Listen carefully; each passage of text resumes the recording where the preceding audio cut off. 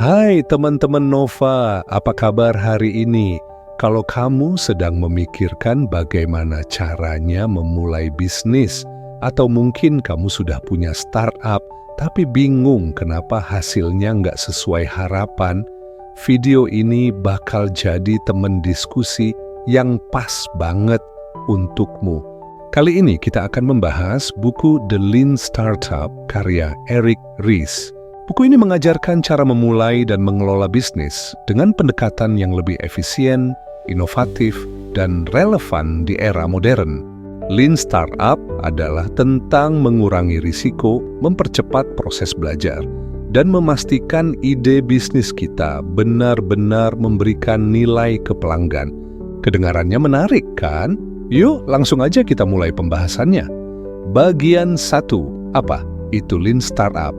Eric Ries memulai bukunya dengan menjelaskan bahwa Lean Startup adalah pendekatan yang berbeda dari cara tradisional memulai bisnis. Dalam pendekatan lama, kita cenderung merencanakan segalanya secara mendetail sebelum meluncurkan produk, tapi kenyataannya, rencana seringkali gagal ketika bertemu dengan dunia nyata. Lean Startup justru mengajak kita untuk meluncurkan ide lebih cepat dengan menggunakan prototype atau minimum viable product (MVP).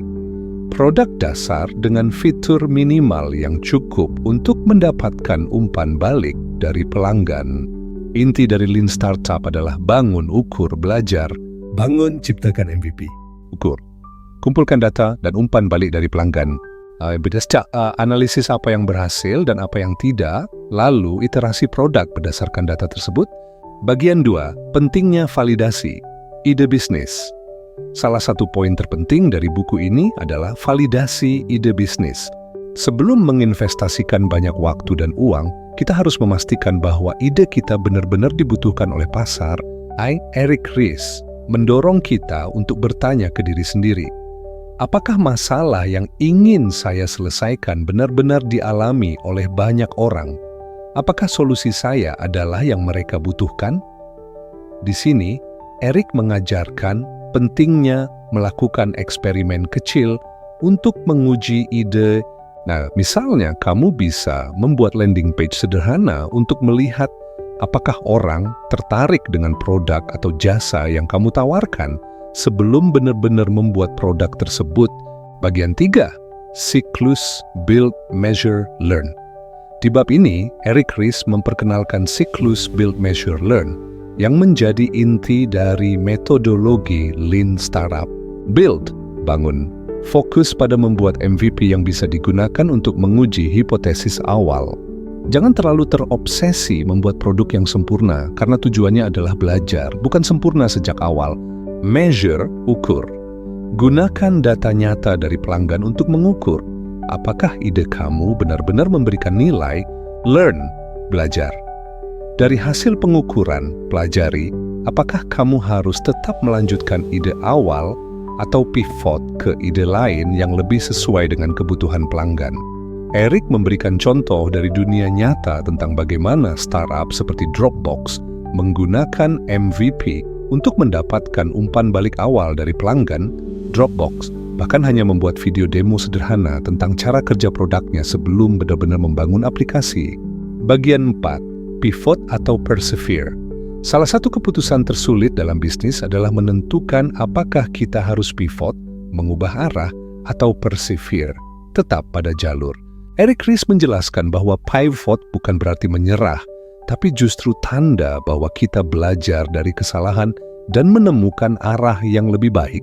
Namun dan kalanya kita harus bertahan, terutama jika data menunjukkan bahwa ide kita memiliki potensi besar. Tantangannya adalah membaca data dengan objektif dan tidak terjebak dalam ego. Bagian 5, pentingnya pengukuran dan data. Di era digital, data adalah aset paling berharga bagi sebuah bisnis. Eric Ries mengajarkan bahwa pengukuran yang benar adalah kunci untuk membuat keputusan yang tepat. Namun dia juga mengingatkan kita untuk fokus pada data yang benar-benar relevan, hindari apa yang disebut vanity metrics, angka yang terlihat bagus, tapi sebenarnya nggak punya dampak langsung ke bisnis, seperti jumlah likes di media sosial Sebaliknya, fokuslah pada actionable metrics seperti tingkat konversi, retensi pelanggan, atau pendapatan per pelanggan. Bagian 6, membangun organisasi. Lynn Eric Ries juga membahas pentingnya membangun budaya Lean di dalam organisasi. Ini bukan cuma soal produk, tapi juga bagaimana tim bekerja. Prinsip Lean Startup mendorong transparansi, eksperimen terus-menerus, dan pengambilan keputusan berdasarkan data. Dengan begitu, tim bisa bergerak lebih cepat dan lebih adaptif terhadap perubahan pasar. Kesimpulan, Lean Startup untuk semua orang. Lean Startup bukan cuma untuk perusahaan teknologi atau startup baru. Prinsip-prinsip ini bisa diterapkan di berbagai industri, bahkan di bisnis kecil atau proyek pribadi. Yang penting adalah kita belajar untuk lebih fleksibel, berani mencoba hal baru, dan selalu mendengarkan pelanggan. Teman-teman Nova, kalau kamu sedang memulai bisnis, ingatlah bahwa kesempurnaan itu bukan tujuan awal. Yang penting adalah belajar, beradaptasi, dan terus berkembang. Nah, gimana menurut kamu? Apakah pendekatan Lean Startup ini cocok untuk ide bisnismu? Yuk, kita diskusi di kolom komentar. Dan jangan lupa untuk like, subscribe, dan share video ini ke teman-temanmu yang sedang memulai perjalanan bisnis mereka. Sampai jumpa di episode berikutnya. Bye.